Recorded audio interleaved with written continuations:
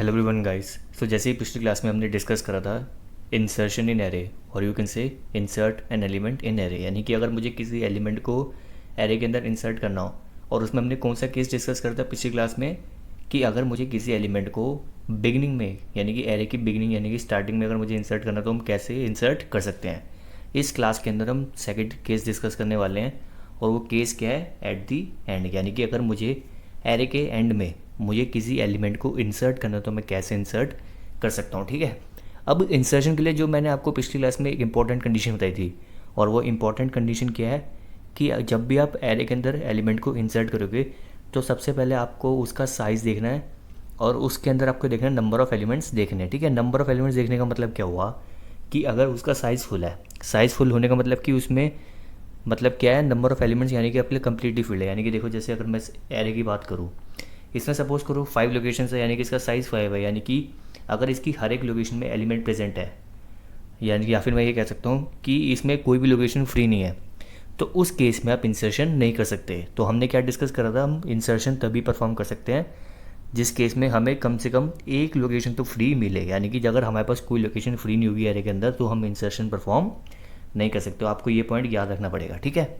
अब डिस्कस करते हैं कि अगर मुझे एंड में एलिमेंट को इंसर्ट करना हो तो। ठीक है। फॉर एग्जांपल मैंने क्या लिया, ये मैंने एक एरे लिया। ठीक है। मैं बोलता हूँ कि एरे में इनिशियली आपके कुछ एलिमेंट्स प्रेजेंट है। ये एरे है, इसका साइज़ क्या है, 5 है, क्योंकि 5 एलिमेंट्स का क्या है, इसमें स्पेस है। Location 0, location 1, location 2, location 3, location 4। तो हमारे पास 5 ब्लॉक्स है, या यू कैन से 5 लोकेशंस है। तो इसका साइज़ 5 हो गया, और इसमें 4 एलिमेंट्स प्रेजेंट है इनिशियली, 10, 20, 30 एंड 40। अब अगर सपोज़ करो मेरे पास एक नया एलिमेंट है 50। क्या मेरे पास एक नया एलिमेंट है 50? अगर मैं बोलूँ कि मुझे इस 50 को एरे के एंड में इंसर्ट करना है, तो साफ साफ पता चल रहा है कि एरे के एंड मतलब क्या हो गया। सो इसकी जो मतलब क्या है, इसकी जो लास्ट वैल्यू है, और यू कैन से जो लास्ट लोकेशन है, यानी कि, और ये भी कह सकते हैं कि जो हमारा लास्ट एलिमेंट प्रेजेंट है। तो देखो हमारा लास्ट एलिमेंट कौन सा प्रेजेंट है अभी इस एरे के अंदर, 40। तो जो 40 के बाद, और यू कैन से जो लोकेशन, यानी कि जो अपर बाउंड है, उसके बाद वाली लोकेशन में हम क्या करेंगे, इस एलिमेंट को इंसर्ट करेंगे। इस चीज़ को क्या बोलते हैं, एंड में एरे को, सॉरी एरे के एंड में एलिमेंट को इंसर्ट करना। ठीक है। सो गाइस आप जिसका एल्गोरिथम देखते हैं, तो हमारा स्टेप नंबर 1 क्या है, set U B is equal to U B plus 1।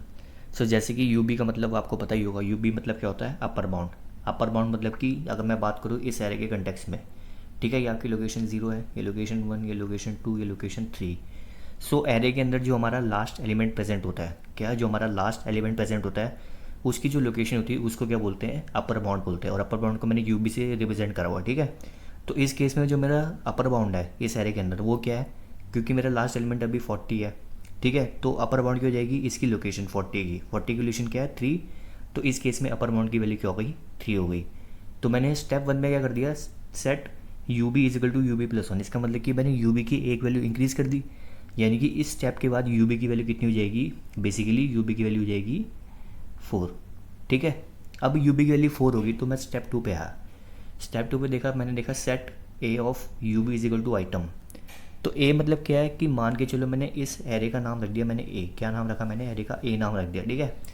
तो A of U B, A of U B का मतलब क्या हुआ, ए ऑफ 4, क्योंकि यू बी की वैल्यू 4 है।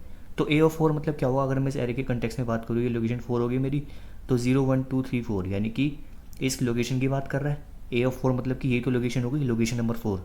तो मैंने क्या करा, एरे की लोकेशन नंबर 4 में इज इक्वल टू आइटम। अब आइटम क्या है, मेरी वो वैल्यू की जो मुझे लास्ट में इंसर्ट करनी है।